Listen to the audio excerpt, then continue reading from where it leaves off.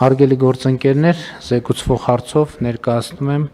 կառավարության 2026-2031 թվականների ծրագիրը։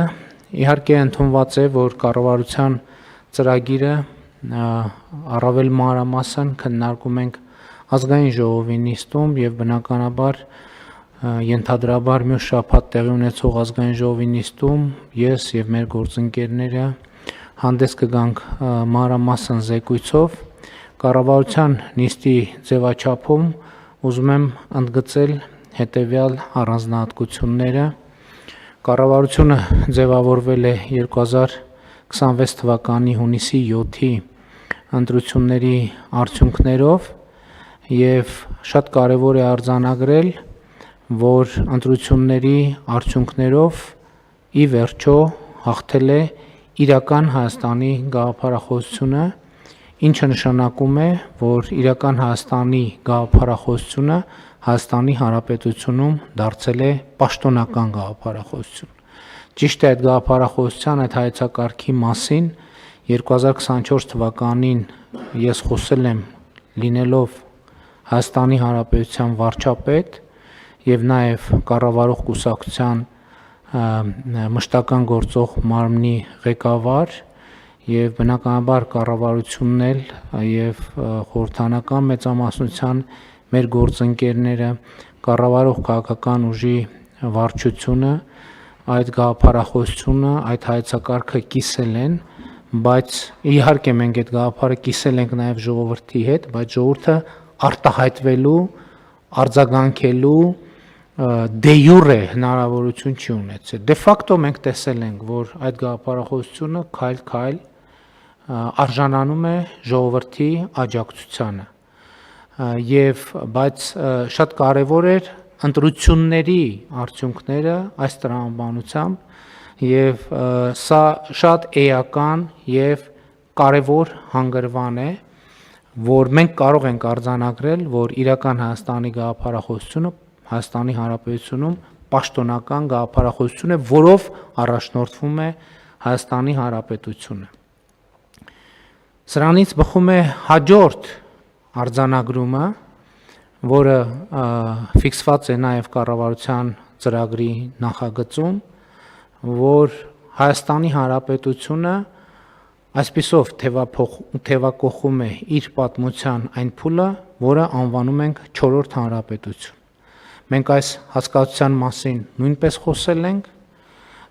այդ մասին մասնավորապես խոսվել է քաղաքացիական պայմանագիր կուսակցության 7-րդ համաժողովում, որը ընդունել է համապատասխան հռչակագիր, բայց նաև շատ կարևոր է արձանագրել, թե ինչով է տարբերվում 3-րդ հանրապետությունը 4-րդ հանրապետությունից։ Տարբերությունը առանցքային հետևյալն է, որ ըստ էության 3-րդ հանրապետությունը ստեղծվել է, հիմնադրվել է հենց առաջին օրից կոնֆլիկտի տրամաբանությամբ, հակամարտության տրամաբանությամբ, 4-րդ հանրապետությունը ձևավորվել է խաղաղության տրամաբանությամբ եւ այստեղ միայն հակամարտության եւ խաղաղության տրամաբանությունների մեջ չէ խնդիրը, այլ պետության ֆունկցիոնալ նշանակության։ Ինչի համար է պետությունը։ Ինչ գործնական առաքելություն եւ գործառույթ ունի պետությունը։ 3-րդ հանրապետությունը 1990 թվականին իր հռչակումով ըստ էության արձանագրել է, որ պետության նպատակը պայմանական ասած պատմական արդարության վերականգնումն է։ Եվ սրանից բխել են նաև որոշակի գործողություններ եւ ըստ էության այս հայեցակարգից է բխել նաև Ղարաբաղյան շարժումը եւ Ղարաբաղյան շարժումը այդ հայեցակարգի գործնական իրագործման ուղղություններից մեկն է եղել։ Ես այս խնդրին իհարկե կանդրադառնամ ավելի մանրամասն, միևնույն ժամանակ ընդունելով, որ ավակ եւ միջին սերնդի առանց բացառության բոլոր քաղաքական գործիչները սերում են, ծագում են հենց Ղարաբաղյան շարժումից։ Սա շատ կարևոր արձանագրում է։ Այսինքն ես ինձ էլ համարում եմ միջին սերնդի քաղաքական գործիչ, մեր կառավարության մի զգալի հատվածը միջին սերնդի քաղաքական գործիչ է եւ նույնիսկ նոր սերնդի քաղաքական գործիչների մի զգալի մասը սերում է Ղարաբաղյան շարժումից։ Սա ես ինչի համար եմ ասում, որովհետեւ սա էական արձանագրում է, բայց նաեւ վերջին 8 տարվա մեր պրակտիկ գործունեությունը, ընդ որում մեր պրակտիկ գործունեության մեջ կա մի շատ կարևոր եւ առանձնահատուկ նրբություն։ Մենք այդ գործունեության ընթացքում բացել ենք էջեր, որոնք նախկինում բացված չեն եղել երբեք, այն կանխավարկածով, որ տրամաբանությամբ այդ էջերի բովանդակություն պարզա եւ բոլորին հայտնի է։ Մենք ասել ենք շատ լավ, պարզա բոլորիս հայտնի է, բայց եկեք մի հատ էլ կարդանք այդ էջերը, կարդանք, տեսնենք, թե ինչ է գրված այդ էջերում եւ այդ էջերի ընթերցումը եւ այդ էջերի հետ գործնական, այդ բովանդակության հետ գործնական առնչություններն են, որ մեզ եւ նաեւ ժողովրդի հետ գործնական առնչություններն են, որ մեզ բերել են խաղաղության օրակարգին, որից բխում է նաեւ իրական Հայաստանի գաղափարախոսությունը կամ հակառակը։ Այս թեմային ես նախկինում շատ եմ անդրադարձել, բայց սա սկզբունքային կարևոր հարց է նաեւ 2021 թվականի ընտրությունները եւ դրանից հետո տեղի ունեցած իրադարձությունները մեկնաբանելու համար։ Էլի նոր բան ասած չեմ լինի, ասելով, որ 2021 թվականի ընտրություններին մենք մոտ գործեցինք միջին վիճակագրական քաղաքացիական պայմանագիր, կոտորակ, դաշնակցական գաղափարախոսությամբ։ Մենք մեր նախընտրական ծրագրի մեջ գրել ենք Շուշիի դեօկուպացիայի մասին, Հադրութի դեօկուպացիայի մասին եւ այլն, այն ինչ երրորդ հանրապետության գաղափարաբանության բոլոր դրույթները արձանագրված էին այդ նախընտրական կարգախոսի մեջ, բայց նախընտրական քարոզչության ընթացքում տեղի ունեցավ շատ էական եւ կարեւոր մի բան։ Հայաստանի Հանրապետության քաղաքացիները ամենաակտիվ ձևով այն մարդիկ մեր հանրության այն հատվածը, ում ես պայմանական կամ ոչ այդքան պայմանական ընկալում եմ որպես Հայաստանի Հանրապետության սնուցող մայրեր, նրանք մեզ եւ կոնկրետ ինձ ըստ էության պարտադրել են վերանայել այդ ամբողջ գաղափարաբանությունը եւ այդ հայացքը եւ այդ հայեցակարգը։ Իհարկե դա տեղի չի ունեցել մի օրում եւ մի անգամից, սա շատ կարեւոր է, որովհետեւ 2021 թվականի օգոստոսին ազգային ժողովում ներկայացնելով կառավարության ծրագիրը ես այս դրվագի մասին ասել եմ արձանագրելով, որ նախընտրական քարոզչությունը որպես կենթանի process իր հետ բերել է նոր բովանդակություն եւ արտահերտ ընտրությունների արդյունքներով ժողովրդի առաջ ստանձնած մեծագույն պարտավորությունը տարածաշրջանի եւ Հայաստանի Հանրապետության համար խաղաղ զարգացման օրակարգ խաղաղ զարգացման հնարավորություն բացելն է։ Միևնույն ժամանակ կառավարության նախորդ ծրագրում արձանագրված են եղել կետեր, այսինքն նախորդ ծրագիրը ինքը հիբրիդային ծրագիր է եղել։ Մի կողմից ինքը ունեցել է նոր բովանդակություն, որը եղել է խաղաղության օրակարգը, բայց մյուս կողմից հին բովանդակությունը նաև տեղ է գտել այդտեղ։ Այսօրվա առանձնահատկությունը ինչ է, որ կառավարության ծրագիրը ամբողջությամբ հիմնված է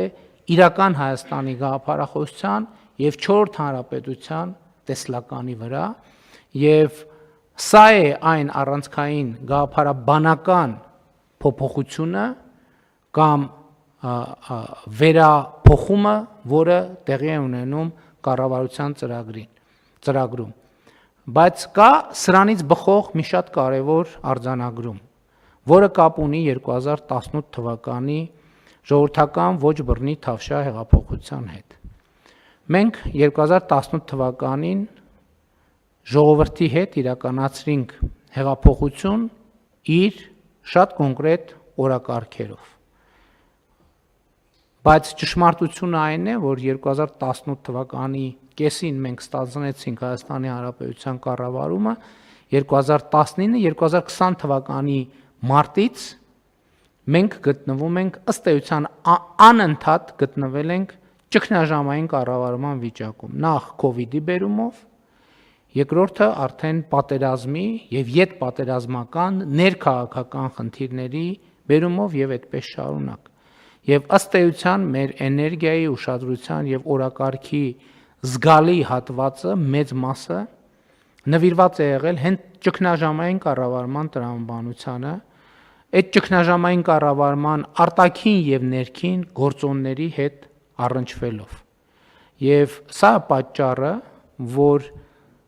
կամ պատճառներից հիմնականը որ 2018 թվականի ժողովրդական ոչ բռնի Թավշյա հեղափոխության օրակարգը օբյեկտիվորեն հնարավոր չի եղել արժանացնել այն ծավալի ուշադրության, ինչ ծավալի ուշադրության ենթադրաբար մենք այն արժանացնում ենք 2018-2019 թվականներին։ Կառավարության ծրագրի հաջորդ կարևոր առանձնահատկությունն այն է, որ խաղաղությունը եւ այս նոր միջավայրը մեզ հնարավորություն է տալիս լիարժեք կերպով վերադառնալ 2018 թվականի ժողովրդական ոչ բռնի Թավշյա հեղափոխության օրակարգի չիրականացված հատվածին։ Լավ լուրը այն է, որ ճգնաժամային կառավարման այդ ընթացքում մենք երբեք չենք դադարեցրել բարեփոխումների օրակարգի իրականացումը եւ ես հիմա ունեմ համոզվածություն եւ ընթացիկ process-ները դա ցույց են տալիս, որ ունենք անհրաժեշտ ինստիտուցիոնալ կարողություն, որպեսզի բնականon ձևով շարունակենք հեղափոխության օրակարգի իրականացումը։ Բայց ես նաև ուզում եմ ուշադրություն հրավիրել այն փաստի վրա, որ հեղափոխական օրակարգի իրականացումը շատ կոնկրետ պարտավորություն որպես արձանագրում ենք նաև հետևյալ կերպ, որ մենք պետք է շարունակենք եւ նոր թափ հաղորդենք ժողովրդավարական, հակակոռուպցիոն, տնտեսական, հանրային կառավարման բարեփոխումներին եւ ընդ որում մենք ոչ թե պետք է ինքներս մեզ համար արձանագրենք, որ այդ բարեփոխումներում հաջողել ենք, այլ մենք մեր արածը պետք է չափենք միջազգային ամենահեղինակավոր վարկանիշային ցուցակներում Հայաստանի Հանրապետության առաջընթացով։ Այս շատ կարևոր է, որովհետեւ այո, մենք կարող ենք որոշումներ ընդունել, հետո իրար համար արձանագրել, որ մենք այդ խորությամբ բարեփոխումներ իրականացրել ենք, բայց սա լավ չափման միջոց չէ։ Մենք պետք է կողմնորոշվենք միջազգային հեղինակավոր վարկանիշային ցուցակներով։ Ժողովրդավարությունը իր բացվածքը ունի հասկանալիորեն, խոսքի ազատություն, մամուլի ազատություն, թափանցիկ կառավարում, մասնակցային կառավարում, մարդու իրավունքների պաշտպանություն, անկախ դատական համակարգ եւ այլն եւ այդպես շարունակ եւ այս ուղղություններով մենք պետք է կարողանանք էական եւ տեսանելի առաջընթաց արձանագրել, որովհետեւ մենք տեսնում ենք, որ հեղափոխությունից հետո շատ լուրջ առաջընթացներ արձանագրելով կարևորագույն ուղղություններով մենք տեղ-տեղ որոշակի ստագնացիոն իրավիճակի մեջ ենք իմ նշած հանգամանքների բերումով, բայց հիմա այս նոր ժամանակաշրջանում մենք պետք է անպայման շարունակենք այն առաջընթացը, որը ինչ որ առումով դանդաղել կամ ընդհատվել է ճգնաժամային կառավարման բերումով։ Հաջորդ նրբությունը, որի վրա ես ուշադրություն եմ ուզում հրավիրել, իհարկե տեխնիկապես դա արտահայտել ենք մենք 3 նախարարությունների անվանման եւ գործառույթների փոփոխության մասին են նախագծով, որը ինչքան հասկացա այսօր էլ դեռ ազգային ժողովում գոնե միջև այս պահը չի քննարկվում, բայց առաջիկայում կքննարկվի կառավարության կառուցվածքի եւ գործունեության մասին օրենքում մեր առաջարկած փոփոխությունները։ Առաջին փոփոխությունը, որին ուզում եմ անդրադառնալ, արտաքին գործերի նախարարությունը արտաքին գործերի եւ միջազգային առևտրի նախարարություն անվանելու նախաձեռնությունն է եւ սա էլ կապ ունի իմ նշածի հետ։ Սկզբունքորեն այսօր առաջավոր փորձը հենց սրա մասին է, որովհետեւ զարգացած շատ երկրներում հենց անվանման մեջ արտահայտվում է կա արտաքին գործերի եւ առևտրի նախարարություն տարբեր վարիացիաներով, բայց մանդատի մեջ նախարարության սովորաբար միջազգային տնտեսական հարաբերությունների զարգացումը մտնում է։ Մեր դեպքում դա տեղի չի ունեցել եւ ի վերջո դա ունեցել է եւս մեկ շատ օբյեկտիվ պատճառ։ Պետք է ընդունել, որ ըստ էության երրորդ հանրապետության գոյության ողջ ընթացքում արտաքին գործերի նախարարության գործունեության եթե չչափազանցնենք 75-80%-ը կապված է եղել հակամարտության կամ հակամարտության օրակարգից բխող գործողությունների եւ գործունեության հետ։ Հիմա եւ ըստ էության տնտեսական օրակարգերը, ասենք այդպեսի ըմբռնում եղել է, որ լավ կլինի, որ տնտեսական օրակարգերն էլ սպասարկենք մենք արտաքին հարաբերություններում, բայց դա այդքան էլ չի ստացվել, այդ թվում իմ նշած օբյեկտիվ պատճառով։ Հիմա մենք այս գործունեության այս ուղղությունը պետք է շատ ակտիվացնենք, մանավանդ որ լավ է մենք դեսպանատների բավականին լավ ցանց ունենք, իհարկե մեր օրակարգերին զուգահեռ այդ ցանցերը մենք զարգացնում ենք եւ կզարգացնենք, բայց տնտեսական գործունեությունը, միջազգային տնտեսական կապերը պետք է լինեն մեր դեսպանատների եւ ընդհանրապես մեր դիվանագիտական ծառայության ամենօրյա աշխատանքային օրակարգի մեջ։ Մենք իհարկե կաշխատենք եւ նաեւ առևտրային կցորդների ինստիտուտը կհասկանանք այս նոր համակարգի մեջ, որտեղ ենք տեղադրում եւ ինչ տրամաբանությամբ եւ ինչ մանդատով, բայց ընդհանուր առմամբ կարծում եմ սա կարեւոր հայեցակարգային փոփոխություն է, որի մասին խոսելու առիթներ նախկինում ունեցել ենք եւ առաջիկայում էլ կունենանք։ Հաջորդը, որի մասին ուզում եմ ասել, մենք բարձր տեխնոլոգիական արդյունաբերության նախարարությունը անվանում ենք, վերանվանում ենք, առաջարկում ենք վերանվանել բարձր տեխնոլոգիական արդյունաբերության եւ արհեստական բանականության նախարարություն։ Դրդապատճառները ակնհայտ են, որովհետեւ արհեստական բանականությունը արդեն ամենօրյա ռեժիմով մտնում է մեր իրականություն եւ մենք պետք է այդ իրականության հետ առնչվելու ինստիտուտներ ունենանք եւ մեր ընկալումը այն է, որ նախարարությունում կձևավորվի նաեւ արհեստական բանականության գրասենյակ, լավ լուրն այն է, որ արհեստական բանականության ենթակառուցվածքը այլևս մեզ համար նորությունների թողարկման մեջ գտնվող նյութ չէ եւ ընդամենը վերջին 1 տարվա ընթացքում մենք շատ լուրջ եւ էական զարգացումներ ենք արձանագրել, որովհետեւ մենք այսօր արդեն ունենք հանրապետությունում 3 սուպեր համակարգչային կենտրոն, որոնցից 2-ը արհեստական բանականության գործարաններ են եւ բայց շարունակությունը ավելի կարեւոր է այն մտադրությունները եւ ծրագրերը, որոնք արդեն հաստատել են ներդրողները մեծ հետ կառավարության հետ եւ նախարարության հետ, դա մեզ ստիպում է մտածել, որ մենք այս ոլորտում հատկապես մեր աշխատանքի տեմպը եւ ծավալները պետք է փոխենք։ Այստեղ գալիս է մեկ ուրիշ մարտահրավեր, որը վերաբերվում է մեր էներգետիկ ռազմավարությանը, որովհետեւ եթե հիմա մենք օրինակ 4 տարի առաջ կամ 3 տարի առաջ կամ նույնիսկ 2 տարի կամ նույնիսկ տարի ու կես առաջ մենք չենք կարող իրատեսորեն նման զարգացումներ կանխատեսել, բայց հիմա մենք տեսնում ենք, որ արհեստական բանականության ոլորտը Հայաստանում մեծ տեմպերով աճելու է, սա նշանակում է, որ մենք էներգետիկ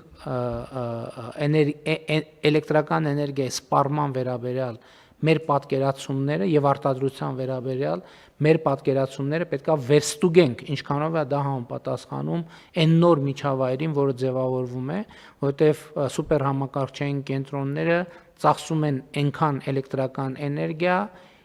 ինչի վերաբերյալ մենք դեռ չենք էլ պատկերացնում ծավալները, որովհետեւ պրոգրեսիվ աճ կարող է տեղի ունենալ էլեկտրական էներգիայի սպառման եւ մենք այս ուղղությամբ պետքա շատ ակտիվ աշխատենք եւ արդեն աշխատում ենք։ Եվ երրորդ փոփոխությունը կապված է նախարարության անվան հետ, որ էլի հայեցակարգային խորք ունի, աշխատանքի եւ սոցիալական հարցերի նախարարությունը մենք առաջարկում ենք վերանվանել աշխատանքի եւ բարեկեցության նախարարություն։ Ինչն է այստեղ հայեցակարգային նրբությունը, որի մասին իմիջայլոց այս դահլիճում բազմիցս խոսել ենք, մեր իրականության մեջ աշխատանքը ասոցացվում է չարչարանքի հետ։ Եվ այստեղից տրամաբանորեն բխում է, որ երբ որ աշխատանք ոնց շարունակենք այդ նախադասությունը եւ սոցիալական պաշտպանություն։ Այստեղ մի քիչ կարծում եմ խորհրդային տրամաբանություն էլ կա, որտեղ տրամաբանությունը հետեւյալն է, որ մարդը պետք է աշխատի, բայց իր սոցիալական հարցերը, բարեկեցության հարցերը պետք է լուծի պետությունը։ Այսինքն մարդը պետք է աշխատի որպես իր պարտականություն, բայց բարեկեցության հարցերը պետք է լուծի պետությունը պետք է տա բնակարան, պետությունը պետք է տա հանգստյան տան ուղեգիր եւ այլ ավտոմեքենա եւ ամեն ինչ։ Էլի մենք խոսել ենք, մենք կարծում ենք, որ մենք աշխատանքը պետք է անցալենք որպես բարեկեցության գործիք եւ ընդհակառակը Հայաստանի Հանրապետությունում բարեկեցություն հասկացությունը եւ բարեկեցություն հասնելու մոդելը պետք է լինի հետեւյալը. կրթություն, աշխատանք, մասնագիտական կարողությունների զարգացում, առողջ ապրելակերպ, աշխատանքային վաստակ։ Այսինքն բարեկեցությունը մենք այս շրջանակում ենք պատկերացնում եւ մեզ համար շատ կարեւոր է այս ընկալումը լինի, որ աշխատանքը բարեկեցության հասնելու գործիք է։ Որն է այդ ճանապարհին պետության անելիք։ Պետության անելիքը, եթե հենց այս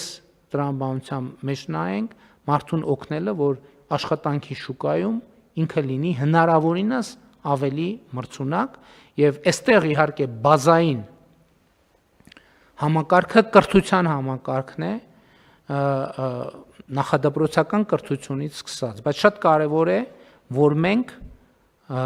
աշխատանքը եւ կրթությունը ընկալենք որպես ցկյանս գործընթաց։ Առավել եւս արհեստական բանականության զարգացման տրամաբանությամբ համաշխարհային նոր պրոբլեմայի հայտ գալիս։ Դա աշխատատեղերի կրճատումն է, որովհետեւ արհեստական բանականությունը ըստ էության անում է տասնյակ, հարյուրավոր, երբեմն հազարավոր մարդկանց գործ։ Եվ մասնավոր հատվածը մասնավորապես ոչ մի կասկած չկա, որ ծախսերի կրճատման տրամաբանությամբ գնալու է այս ուղղությամբ։ Ինչպես ենք մենք այս մարտահրավերի հետ առնչվելու։ Սա շատ կարևոր աշխատանք է, որը մենք պետք է անենք, հասկանալու համար, թե նախ այնտեղ, որտեղ մենք արհեստական բանականության զարգացման եւ կիրառման ձևերը կարող ենք կարգավորել, մենք պետք է կարգավորենք այնպես, որ ոչ թե արհեստական բանականությունը փոխարինի մարդուն, այլ արհեստական բանականությունը օգնի, որպեսզի մարդը ավելի արդյունավետ աշխատի։ Այսինքն մենք չպետք է, ամենայն դեպս մենք պետք է ջանք գործադրենք մեր մասով, որպեսզի արհեստական բանականությունը մարդուն կյանքից դուրս չթողի։ Եվ սա լրջագույն մարտահրավեր է եւ այս առումով մենք շատ լուրջ անելիք ունենք։ Իհարկե առանց գլոբալ գիտելիքի հետ հաղորդակցվելու մենք դա չենք կարող անել, եկեք չփորձենք բարձրանալ ինքներս մեզ գերագնահատել, որ մենք առանձին վերցրած Հայաստանի Հանրապետությունում այդ հարցը կարող ենք լուծել, բայց Հայաստանի Հանրապետությունում կան առանձնահատկություններ, որոնք մենք մեր կարգավորումներով կարող ենք մեր ազդեցությունը ունենալ, իհարկե նաև աշխարհի պրոցեսներին համընթաց շարժվելով։ Եվ մեր գաղափարաբանության մեջ ի վերջո այս ամենը ամփոփվում է հետևյալ մի բանաձևով, որը հնչում է հետևյալ կերպ. պետությունը պետք է ուժեղացնի մարդուն, մարդը պետք է ուժեղացնի պետությանը։ Սա արտահայտվում է մարդուն ուժեղացնելով կրթությամբ, աշխատանքի շուկայում եւ կյանքում ինքը իր բարեկեցությունը վաստակելու ճանապարհին Եվ երբ որ մարդը ինքը իր բարեկեցությունը վաստակում է, ակնհայտ է, որ ինքը դրանով արդեն ուժեղացնում է պետությունը, որովհետև այդ բարեկեցությունը նշանակում է աշխատանք, այդ բարեկեցությունը նշանակում է վճարված հարկեր եւ այլն եւ այսպես շարունակ սրանից բխող դրամաբանությամբ։ Իհարկե կրթության մասին խոսեցի եւ ելի շատ ենք խոսել կրթության մասին եւ ելի ուզում եմ ընդգծել, որ կառավարության ծրագրում առանցքային է ընկալումը, որ կրթությունը մեզ համար ռազմավարությունների ռազմավարություն է։ Մեր ընկալումը հետեւյալն է, չկա որևէ բան, որ հնարավոր է անել ավելի լավ առանց կրթության։ Ուղղակի չկա այդպիսի բան, որտեղ ուզում ալնի, որ ոլորտում ուզում ալնի եւ ընդհակառակը պետական կառավարման համակարգում սա հատկապես կարեւոր է։ Մենք ամեն օր պետքա առերեսվենք այս խնդրի հետ, որ մենք ամեն օր բոլորս մեր կրթությամբ պետքա զբաղվենք։ Եվ նաև մենք կատարողականի հիման վրա վարձատրության նոր համակարգը ներդնելիս եւ ներդրման մեջ մեր կարևոր մոտիվացիաներից մեկը այն է, որ մենք այնտեղ մեխանիզմներ ենք ստեղծում, որպեսզի պետական պաշտոնյաները կրթության այս անհրաժեշտությունը ոչ միայն գիտակցեն, այլև այս համակարգով իրենք որոշակի խթաններ ստանան իրենք իրենց կրթության վրա ներդրում անելու, բայց այստեղ մի կոմպոնենտ, որը մենք պարտադիր պետք է ավելացնենք, որովհետև եթե այդ կրթության լավ կատարողականը եւ կրթությամբ զբաղվելը պետք է նաեւ բերի որոշակի պայմանական ասած բոնուսներ, կրթությամբ չզբաղվելը պետական պաշտոնյայի համար պետք է բերի մալուսներ, այսինքն եթե մենք տեսնում ենք, որ պաշտոնյան ինքը իր կրթությամբ չի զբաղվել, մենք չենք տեսնում, որ պաշտոնյան կրթությամբ իր կրթության ուղղությամբ ծախսեր է արել, հետեւյալ համապատասխանաբար այդ վճարման համակարգը պետք է սկսի հետ աշխատել։ Այսինքն պետք է նվազի վարձատրությունը այն տրամաբանությամբ, որ պաշտոնյան չի օգտվել այդ հնարավորությունից եւ ներդրում չի արել իր կրթական խնդիրներ, ոչ թե խնդիրները, իր կրթական ցենզը շարունակաբար բարձրացնելու համար։ Հարգելի գործընկերներ, մենք աշխատանքային մակարդակում քննարկել ենք, բայց ուզում եմ այստեղ էլ հատուկ ընդգծել, որ մեր գաղափարաբանության, մեր հայեցակարգերի, մեր տեսլականի, պետության ամրապնդման, որը մենք ձևակերպում ենք որպես նոր որակի պետություն եւ պետության վերելք եւ դա ծրագրում արձանագրված է որպես մեր կարևոր անելիք եւ հայեցակարգային մոտեցում, այս համատեքստում մենք շատ կարևոր ենք համարում, որպեսզի կառավարությունը նպաստի սոցիալական կապերի եւ սոցիալական շփումների ամրապնդմանը։ Մենք երբեմն դա չենք նկատում, բայց ժամանակների փոփոխությունը իր հետ բերում է սոցիալական կապերի թուլացում եւ սոցիալական, եթե կարելի ասել, դեզինտեգրացիայի որոշակի վտանգներ են առաջանում։ Սա կապված է մի քանի հանգամանքների հետ, օրինակ խորհրդային ժամանակներում շատ սովորական բաներ, երբ որ ցանկացած մարդ, ցանկացած ժամանակ կարող էր գնալ ցանկացած այլ մարդու տուն, օրինակ, եւ դա տարօրինակ չէր թվա ոչ մեկին։ Բայց հասկանալի է, որ ժամանակի բերումով այս տրամաբանությունը փոխվում է, բայց սրան ավելանում է այն, որ սոցիալական անմիջական շփումը հայտնվել է լրջագույն մարտահրավերի ներքո սոցիալական ցանցերի զարգացման բերումով։ Այսինքն երբեմն հիմա ընտանիքի անդամները իրար հետ մեսենջերներով ավելի շատ են շփվում, քան թե իրար տեսնում են, բայց ինչ ենք մենք առաջարկում այս տրամաբանությամբ։ Մենք առաջարկում ենք, որ պետությունը սոցիալական անմիջական շփման հարթակների վերաբերյալ ունենա հայեցակարգային մոտեցումներ եւ զարգացնենք մենք սոցիալական անմիջական շփման հարթակները։ Ինչ նկատի ունենք։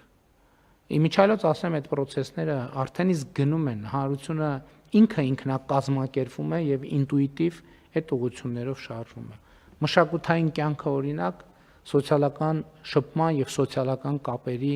ամրապնդման շատ կարևոր հարթակ է։ Հոգեվոր կյանքը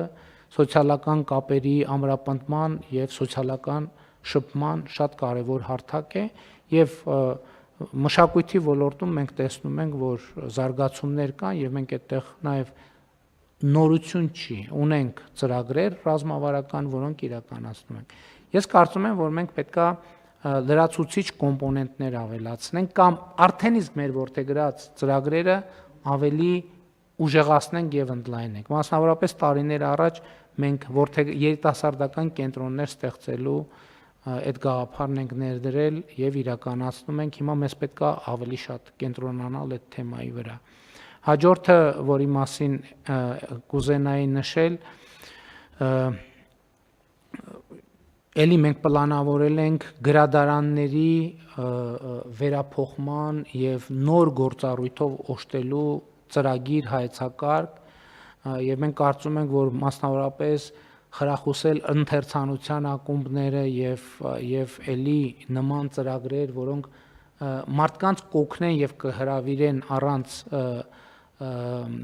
սմարթֆոնների շփման, մենք պետք է այդ հարթակները խրախուսենք եւ լավ լուրն է նա, որ իմիջիալոց էսել է բան արած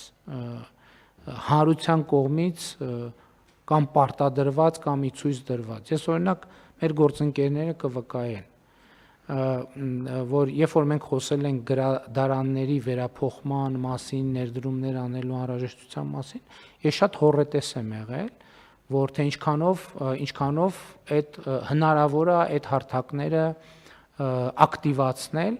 բայց շատ անսպասելի 1-2 տեղից ստացել եմ հրավերներ, որ մարդիկ հրավիրել են այցելել, տեսնել ոնց են ապրում իրենք, այսինքն գրադարաններ եւ այլն, եւ ես մեծ հաճույքով արձանագրել եմ, որ գրադարաններում կյանք կա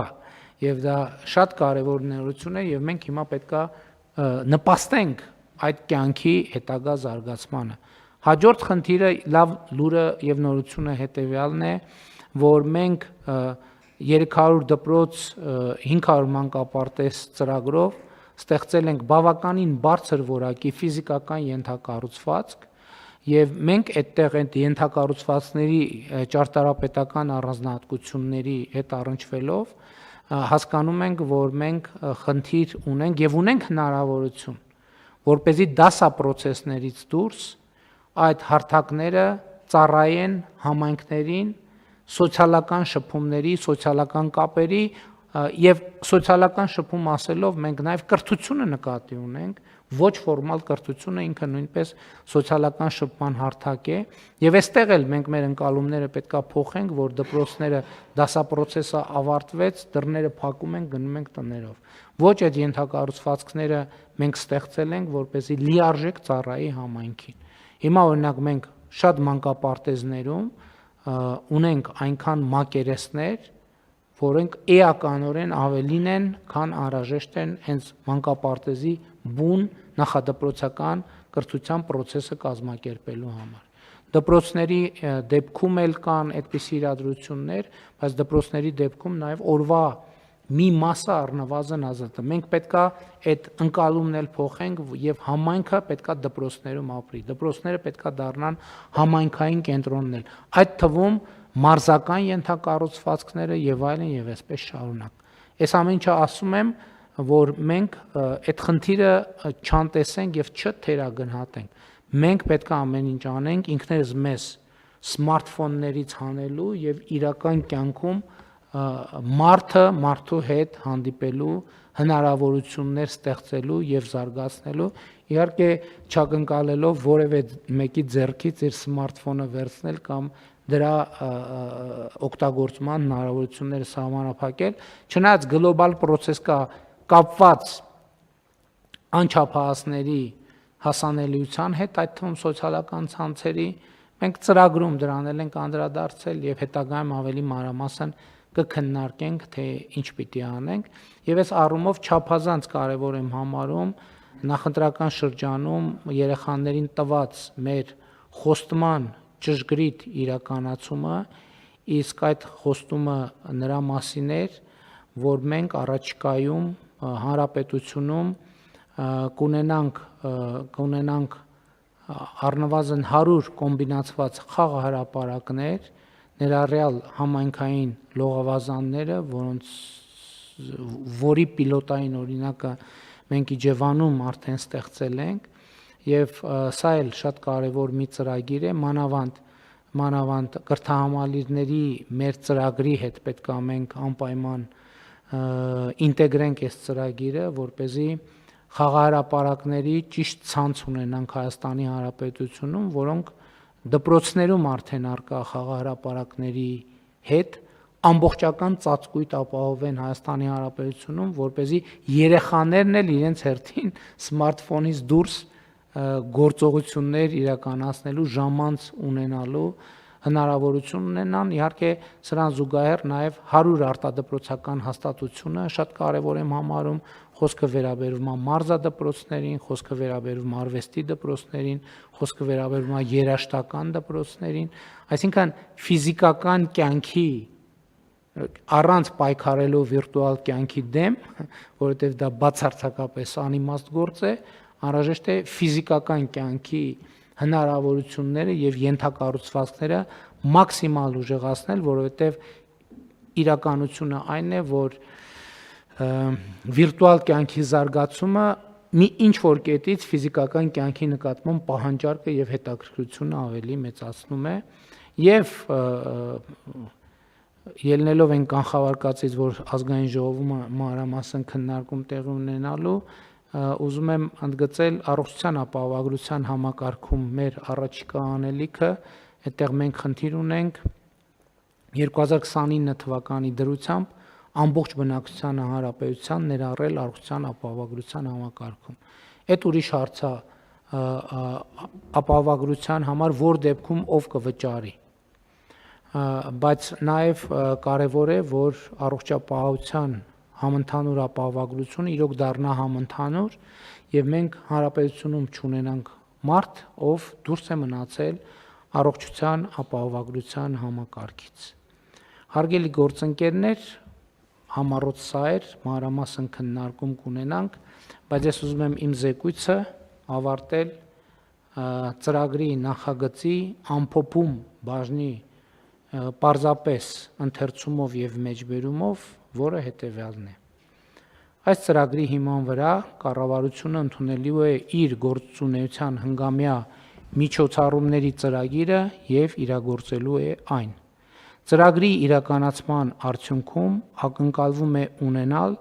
նոր որակի պետություն եւ ապահովել պետության վերելքը։